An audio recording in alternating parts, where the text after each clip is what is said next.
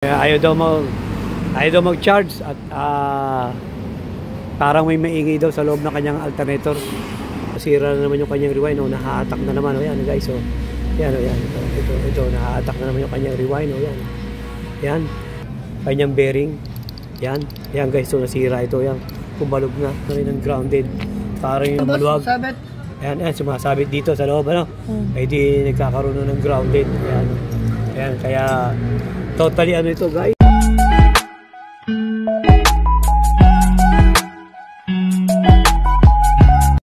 Yan guys, magandang araw sa inyo guys. Yan, may gagawin tayo ngayon dito. Ito, jeep na ito. Yan, dinala ng driver. Ayaw daw mag-charge at parang may maingay daw sa loob ng kanyang alternator. Yan ang titingnan ng ating electrician, si Dan. Namaya lang at medyo puno pa rin talyer natin guys. Ayan guys. Ayan guys ha. Pang BCT ito guys. BCT ito yung sakay nito ha. Ayan. Ilang araw na yun na nararamdaman yung ingay na yan. Kaya dinala na dito sa ating shop para ma-check kung anong nung una okay pala maingay pero nagcha-charge. Pero nung mga nakaraang araw para wala na raw contact at wala ayaw na mag-charge, kaya dinala na dito sa atin. Yan. Kaya may buksan natin yan guys. Tignan natin kung anong problema nito guys ha. Yan, busy ito. Hintay lang natin yung ating magagawa at medyo marami pang ginagawa guys. Puno pa ang talyer natin guys ha. Okay guys. Yan guys, ito na yung alternator na maingay at ayaw mag-charge guys ha. Yan Yan, nabuksan na. Hindi na natin inabutan guys. Medyo nagkaroon problema. Yan. Medyo yung kanyang rewind yan. Medyo nasunog ito. Tapos yung kanyang yung kanyang bearing nadurog na. Yan, parang kinain yung kanyang yung kanyang housing ng kanyang bearing, yung kanyang alternator guys. Yan naging problema nito guys ha. Kaya siguro maingay at hindi masyado nag-charge. Yun pala, yan ang naging problema.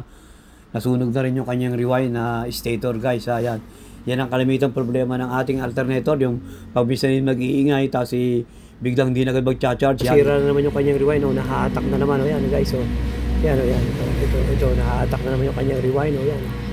Yan, medyo parang nasunog na rin itong loob dito.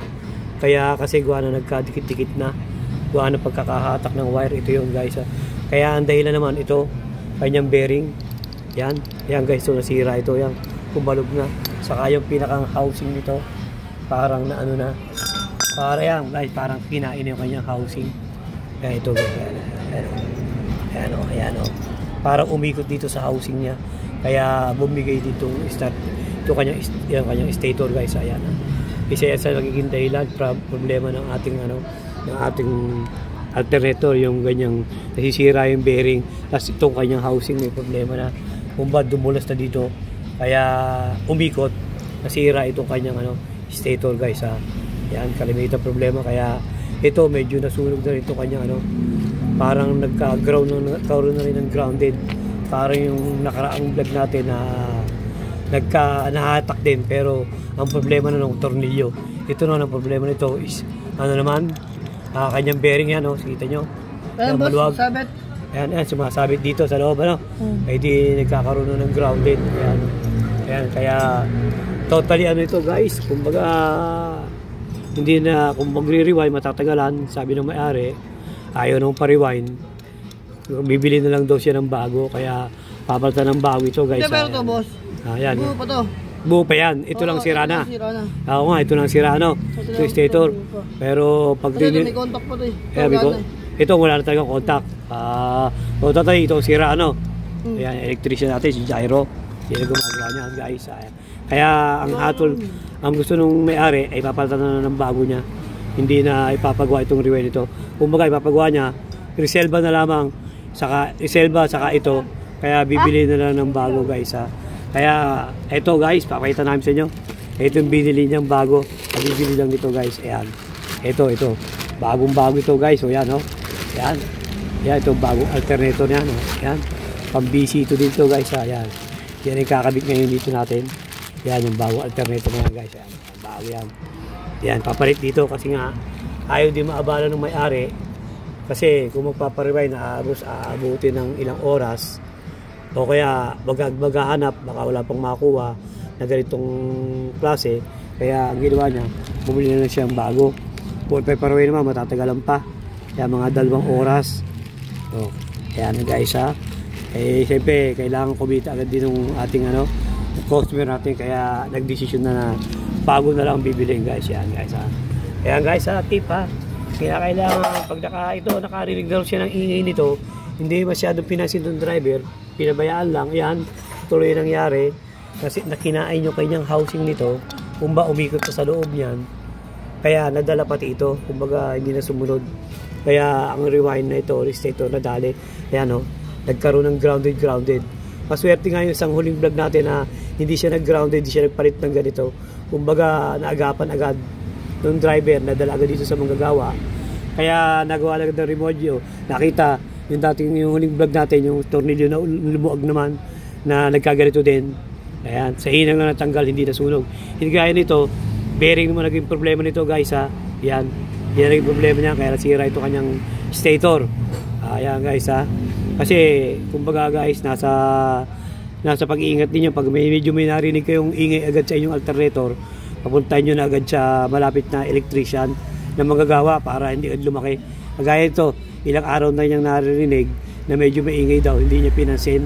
Kala niya kung ano lang, yun pala ito na, bumigay na yung bearing at yung kanyang housing, tapos nadami itong kanyang stator. Kaya ang resulta, bili ng bago guys. Yan guys, ayan. Yan ang kalimitang problema ng ating alternator ha. Yan guys ha.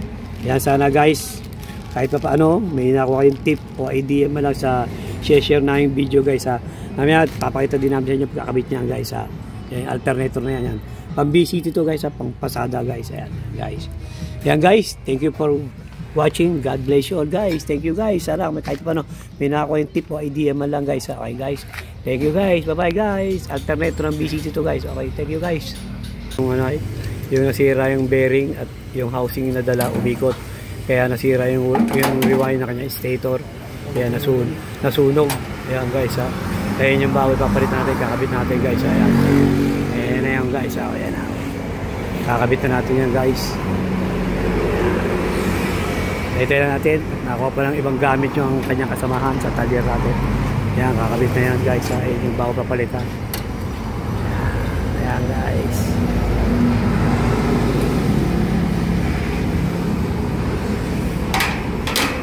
Ay, kapit na yan. Testing na yan natin guys. Pag mandara, pakita na ulit sa inyo.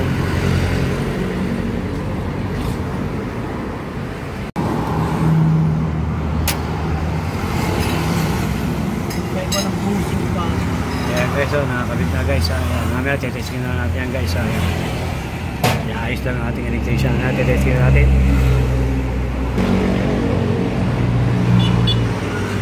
Saka 34.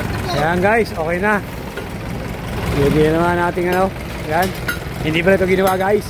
Pinata ng alternator. Ayan, hindi ba ang alternator nakabit na guys. Ayan, nakabit na. Ayan yung nasira guys yung kanyang housing ng bearing. Dumulas kaya nadali yung kanyang stator. Kaya pinata na ng bago. Kasi nasunog yung kanyang stator guys. Ayan guys. Ayan, okay na guys. So, pinata na ng bago lang natin guys Nasana guys, ito paano. May kayong tip o idea mala sa sinare na yung video na para maiwasan yung mga ganung bagay na mangyari sa inyong alternator. Dapat pag narinig nyo medyo maingay na, punta agad kayo sa malapit sa inyong auto electrician para mapacheck nyo agad. Kasi ito medyo napabayaan ng ilang araw na narinig yung maingay. Ayun, yung pala nagkaroon na ng problema, yung kanyang alternator sunog na kasi napabayaan. Ayun, binaliwala. Ayan guys, thank you for watching. God bless you all guys. Yan, okay na yan guys. Thank you guys. Salamat boss. Yan, okay na yan guys. Tapos na yun.